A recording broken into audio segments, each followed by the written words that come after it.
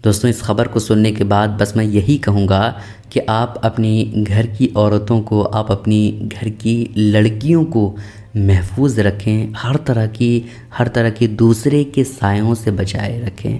ख़बर ये है दोस्तों कि एक लड़की ने एक बहुत ही संगीन आरोप कुछ लोगों पर लगाया है, और जब ये ख़बर सोशल मीडिया पर वायरल हुई और जब इस लड़की ने एफआईआर दर्ज करवाने की कोशिश की तो उसके बाद पुलिस वालों ने क्या कहा है, आप पूरी खबर सुनिए। खेत में लेके गए, मेरे साथ ज़बरदस्ती के मुंह बांध के, और ज़बरदस्ती करने के बाद जब वो वहाँ से हटे उसके बाद से गोरखनाथ सिंह आए, वो भी अपना मतलब ले जाके मेरे साथ मतलब दुष्कर्म किए। और उसके बाद में दोनों लोग उकरे, फिर दोनों लोग हमको धमकी दिए कि कहीं अगर जाओगी मुँह खोलोगी तो हम तुमको मार डालेंगे।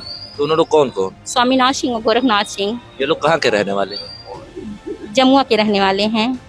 जमुआ नगवा। थाना कौन सा लगता है? वजीरगंज। अच्छा, फिर क्या हुआ?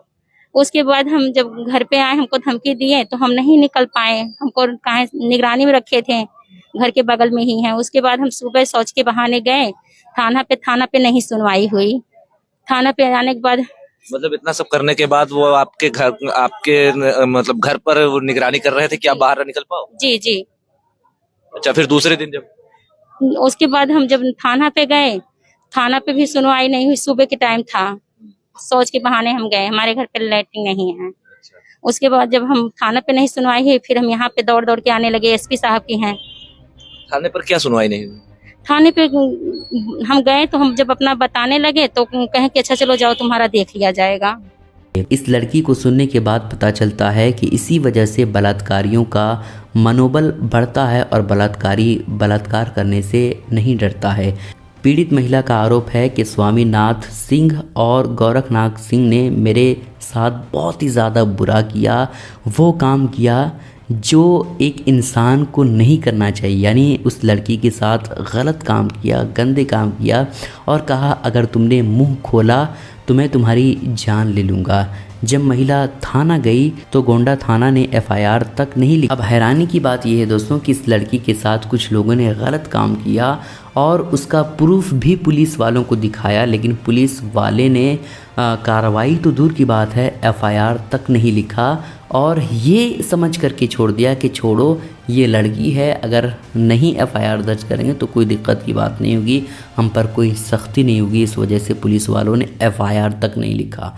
आज जो हमारे, शायद इसी को रामराज कहा जाता है, आज हमारी महिलाएं किस तरह से सुरक्षित है वो आप इस वीडियो से अंदाज़ा लगा सकते। उसकी शोहरत का डंका हर जगह बजता है और उसके नाम को हर फैन जानता है, लेकिन उसके बाप ने जो बात कही है वो बात सुनने के बाद आपके कलेजे को छल्ली कर देगा दोस्तों। उसके बाप ने अपने बेटे के लिए बहुत बड़ी बात कहा है कि मेरा बेटा दुनिया में है ही नहीं, मेरा बेटा मर चुका है। चूँकि रविंद्र जडेजा अपने बाप को ना कभी फ़ोन करता है और ना ही मिलने के लिए आता है और ना ही किसी और तरह से खर्चा देता है। रविंद्र जडेजा के पिता ने कहा कि उससे अब हमें कोई रिश्ता नहीं है, उसे क्रिकेटर ना बनाना था हमें, अगर उसे हम क्रिकेटर नहीं बनाते तो बहुत अच्छा होता।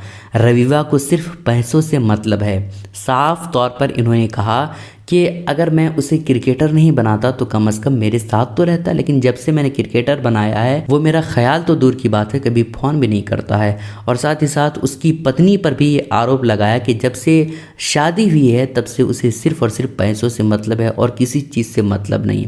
तो ये एक बहुत बड़ी खबर और बहुत दुख की बात है दोस्तों कि जिस बाप ने अपने बेटे को कामयाब करने के लिए मेहनत व मशक्क़त किया और हर तरह से अपने बेटे की कामयाबी पर खुशी हुआ, आगे चल करके वही कामयाबी बाप को बहुत ही ज़्यादा तकलीफ में डाल दिया। अब इसके बारे में क्या कहेंगे हमें नीचे कमेंट करके ज़रूर बताइए। दोस्तों, बिल्किस बानो का नाम आपने सुना ही होगा। बिल्किस बानो जब भी हमारे जहन में और आपके जहन में नाम आता है तो एक ख्याल आता है जो बहुत ही ज़्यादा डरावना होता है। एक दो शख्स ने नहीं बल्कि 10 से 15 लोगों ने उसकी पूरी फैमिली, उसके पूरे ख़ानदान को तबाह बर्बाद मिटा कर रख दिया। और साथ ही साथ बिल्किस बानो के साथ एक एक लोगों ने दरिंदगी के साथ काम किया और उसकी इज्जत को तार तार कर दिया। लेकिन कोर्ट के आदेश के मुताबिक बिल्किस बानो के जितने भी आरोपी थे उसे उम्र कैद की सज़ा हुई थी। लेकिन इन बलात्कारियों को 15 ही दिन में रिहाई मिल गई। गोधा जेल से ये बाहर आ गए। अब इसे अंदाज़ा लगा सकते हैं कि बिल्किस बानो के साथ कितना ज़्यादा नाइंसाफ़ी हो रही, कितना गलत हो रहा है।